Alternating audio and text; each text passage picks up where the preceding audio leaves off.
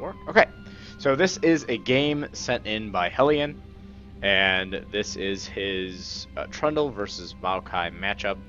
So let's go ahead and look at Hellion's information, and actually, just so we have a point of clarification on him as a player. Original message from Hellion is, "Hello, I'm a Silver 2 player who often jumps between top, mid, jungle, and AD carry. I was Gold 5 last season, but I haven't had much motivation to play ranked this season. I hope to change that soon. Before I get back into it, I need help. Mechanically, I feel pretty comfortable. My main downfall is poor decision making and comfort in build." He's one of the players that use mobile fire, so on and so forth. Okay, so pretty straightforward type of information. When we look at the item builds, I guess we will see what is happening here. For runes, it looks as though we have a pretty prototypical rune page that is similar to an AD carry rune page. We have the attack damage quintessences, the attack damage marks, flat armor seals, and flat magic resist glyphs. So no attack speed, just flat AD. And with a champion like Trundle, it might be worth investigating going for some attack damage or some attack speed quintessences, but that's really up to you. For your other masteries, so for your masteries here, Resolve, HP regen, self-healing, everything seems pretty standard right here.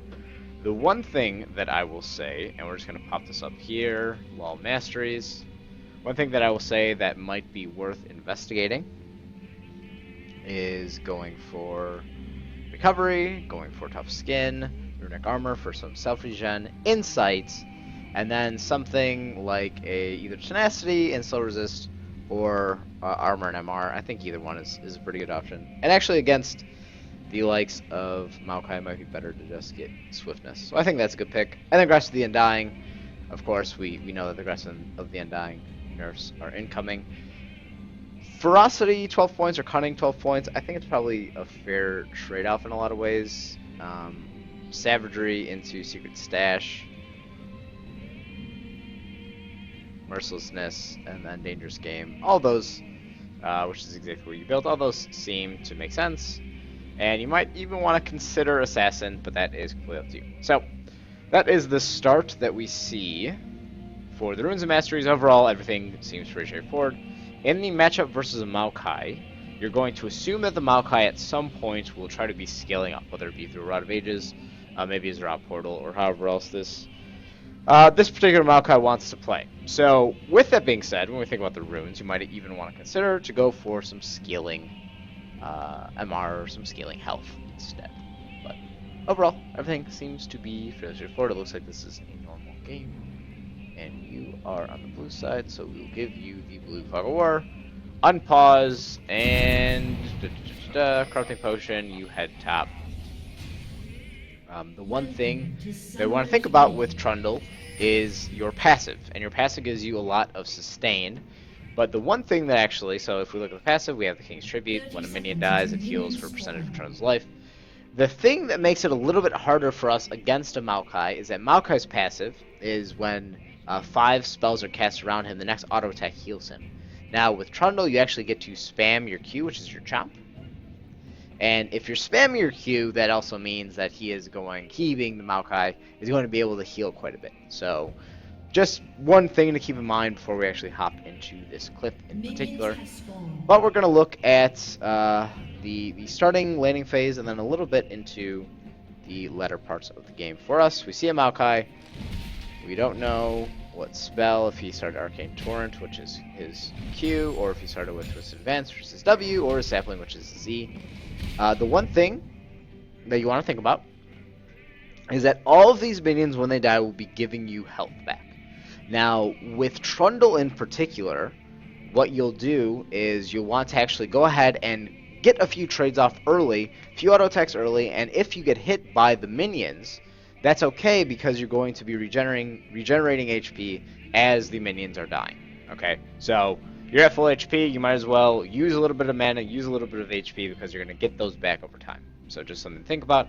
Also, Grasp of the Undying makes it so that you can actually trade with him most effectively. And to Dom's point in chat, Trundle shreds most people post 6 when he uses his Subjugate. especially the tanks. So Trundle is one of the best, if not the best, anti-tank in this tank meta. So, miss CS, that is something that is probably easily fixable. Right here with the positioning, you go to auto attack the minion, he gets an auto attack off on you, and realistically, you can just keep going into him. And this is something that I mentioned before, you're going to want to use your chomp and want to auto attack him just as a way to not only get pressure into this lane, but also make it so that you're using the aggressing and dying, you're actually slowly whittling him down so that he's not as confident, right? Confidence plays a pretty critical role when it comes to laning, and if he feels as though he could just kind of walk around and smack you and get last hits on the minions, then there's really nothing that you can do other than challenge that and say, hey, look, I don't think that's how we're going to play. Good trade here, and actually if we look at the total HP, with his Arcane, Torrent, and his auto attack with his heal versus your heal and Chomp, you're actually in a better state. Plus you have Corrupting Potion, so you can use it the next time you go in, preferably at level 2, so you can auto attack him and fight him. It looks as though he gets level 2 first. You want to make sure that, again, you have the Corrupting Potion. You want to pop the Corrupting Potion the second you see him engage on you.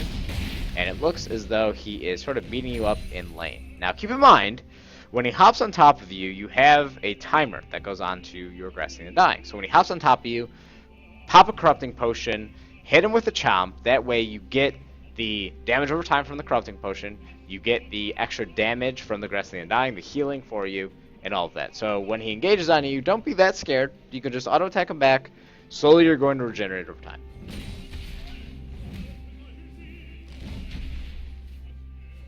Now here, he's just starting to force you back.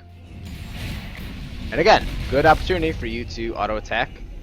He actually is really, really good with his Harass, but keep in mind, excellent move. He's going to run out of mana. And you know what? Him without mana is bad. You without mana, pretty bad, but not as bad. You could start beating him up as it comes here. Now, the one thing that I see already that I won't say I don't like it, but I would recommend against it, is that you're auto-attacking the minions and pushing them away from you, right? So if you had a Duran's Blade, it would make sense for you to auto-attack the minions because you have lifesteal. If you went Cole, even though it's a terrible item on Trundle to do it, if you went Cole, you would at least be getting HP back. But in this circumstance, look at where your Fiddlesticks is positioned on the map. He is on top side, right here. And you don't have any vision on the enemy jungler. So what does that tell us? Well, the first thing it tells us is that Fiddlesticks is in a position, if he decides after blue to come up here, to actually help you gank. Now, to make his life easier to help you gank, you want to make sure that this minion wave is pushing over here so you can freeze the lane. And if you freeze the lane, the only way for Maokai to get these last hits are through a sapling toss from afar. But if he gets within that range, you could actually pillar, use your W, which is your frozen domain, speed him up, and actually start to fight him. So you want him, when your jungler is close to you, you want to freeze the lane, you want to put yourself in a position to hopefully fight him. All of a sudden, not using the grass and the undying, so make sure that you want to use that every time that it is up. Free hits available on him, great job there. You only have one stack of your Corrupting Potion left. You're going to want to save that for when he goes into you. Once he hits level 4, I would guess. Good use of aggressing and dying. Again, just slowly bopping him on the head, healing a little bit of HP up at a time. And good dodge. Level 4. We're just waiting for him to come up. Now, the one thing that I want you to do at this point, even if it doesn't come to fruition and they don't listen to you, start pinging the heck out of your jungler. Say, jungler, I need you to come top. I need you to come top. I need you to come top. Because if you force out the Maokai, it gives you an opportunity to free farm. It gives you an opportunity to maybe even kill him. And right now, it's just you and him sort of dueling against each other. You're pushing the lane out against him, which is not the ideal circumstance. You see him coming up to you. You want to be able to auto-attack Q, auto-attack. You went in a little bit early, and he is going to be able to survive. So you went in a little bit early. The idea was there. So far, so good. We know that Maokai has sneaky burst damage, so after you push this lane, because I meant his backing, after you push this lane, you want to go back like him. Okay, so Maokai decides to stick around. You have no stacks of your corrupting potion, which means you have to just use your current HP to fight him, which does not seem to be in your best interest right now, because he is going to potentially kill you, although you will have flash if you need to use it. Hopefully we'll save that summoner spell. And we also want to make sure that our teleport is being used at the same time as the other champion. That way we enable some plays. Good chomp, and yet, here we are, watching you slowly regenerate up. All of a sudden, your troll blood, what's the best called? King's Tribute, is slowly making sure that you're alive. You see the Nocturne appear, so you should hopefully ping. You see that this is warded. This is a 2v2 fight right now that you do not want. And the reason you don't want it is because Fiddlesticks can get interrupted by multiple abilities, including the fear, including the tethered fear from the Nocturne, and also the twisted advance, arcane smash by the Maokai. So, right now you're pretty much at full HP. You're gonna want to think about the gold income that you have, and can you go back and get something? You have almost 1,000 gold. That's a good sign. But you also, again, have pretty close to full HP, pretty close to full mana, versus the Maokai, who doesn't have flash, who only has about half of his mana and has a big chunk out of his HP. So use that advantage. Finally, you've regened up to full. You're not in threatening position for your life. Take that advantage out of him instead of just last hitting the minions. Because by last hitting the minions, you're allowing your wave to push against his, and you want it all to be in a position. I would pillar right here. Perhaps. Here we go. Great abilities. You have your flash still. You might have been able to kill him. Maybe not. We're going to assume that he is all the way back to base, and he's going to teleport up here. So instead of pushing this wave, you'll actually just want to let it push into you. You're going to miss out on some experience, some CS, but now look at what happens because you decided to sort of stay in the lane. The Maokai is able to come up here and make it a little bit harder for you to farm, and you use your subjugate, and you have to sort of wait. You might even die, and so you do. Okay, so let's rewind this and think about what happened, how it happened, and what you could have done differently. And then I think that is probably a good piece for us to think about moving forward. So we know that you have forced the Maokai to back. And we're going to assume that once, and since you forced him to back, he is going to come back through either teleport or walking to the lane. Now, each of those gives you a different opportunity and a different avenue of decision making. If we assume that he's gone back, and we want to make sure that the minions are on our side of the map to make it easier for jungle ganks, to make it easier for you to engage and disengage on him, we don't want to attack any of these minions. We just want to last hit them, freeze the lane. Now, he teleports. Unfortunately, with the teleport, you are going to be in a world of hurt, as we know, because you die. So you should have made the distinctive choice to go back at this point, or actually a little bit before this. Unfortunately, you did not. And so as a result of that, he gets basically the free kill on you. He, as we know, can be a bit of a headache to deal with. So we see you die. Not a whole lot that you can do. It looks as though you decide to go back in on him. Not the best decision. Probably go back under tower, back, teleport up here, or walk up, depending on if you see him coming for you or not. He did all of that without his ultimate. Now, we're not seeing the Maokai top. What I imagine you're about to do is walk up, or I'm sorry, what I imagine you're about to do is teleport to lane, which is not the sort of choice that we want you to make. The choice that we want you to make is to walk up to the top lane and save your teleport for a gank bottom lane. Okay? Here we are. First time watching this, I kind of already know that your choice, unfortunately, was to use teleport. Now, what benefit have you gained by using teleport? Well, you got to lane quicker. So you got, so far, 2, 3 minions. Okay? You put a pink ward down. And what else do you get? Nothing! You get 4 minions, the ability to place pink ward, and no teleports. Now, is that a problem? Yes, it is a problem. Because now you're down to teleport, and Maokai is also down to teleport. So the advantage that you could have had with your summoner spells is now moot. And instead, you have the Vigar getting pushed into lane, who's about to die from the Lux, I would have to guess. And you actually had a couple of opportunities if you wanted to teleport bottom and make a play. So now you and Maokai are about to be in a stalemate for the foreseeable future. I don't know how long it's going to be. It is 7:27.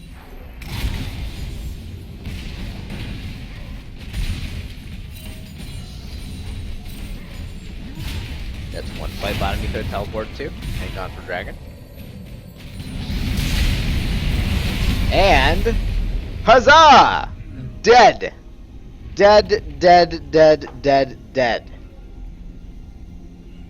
Now, when you resurrect, just teleport back up to the top. Wait a minute. You don't have teleport.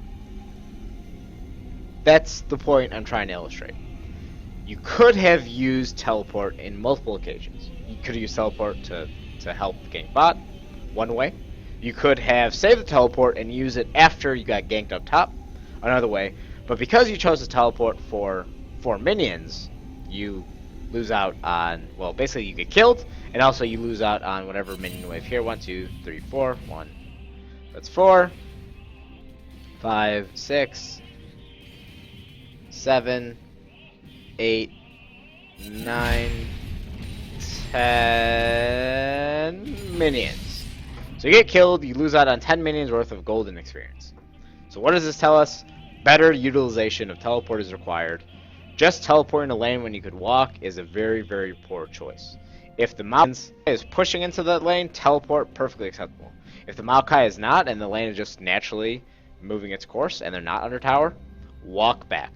Use your teleport, save your teleport for gank spot lane. Save your teleport for when you get ganked, and want to get back in the lane as they push it, you don't miss out on all of these CS. Basically, mathematical answer here, you gained 4 minions and lost about 10.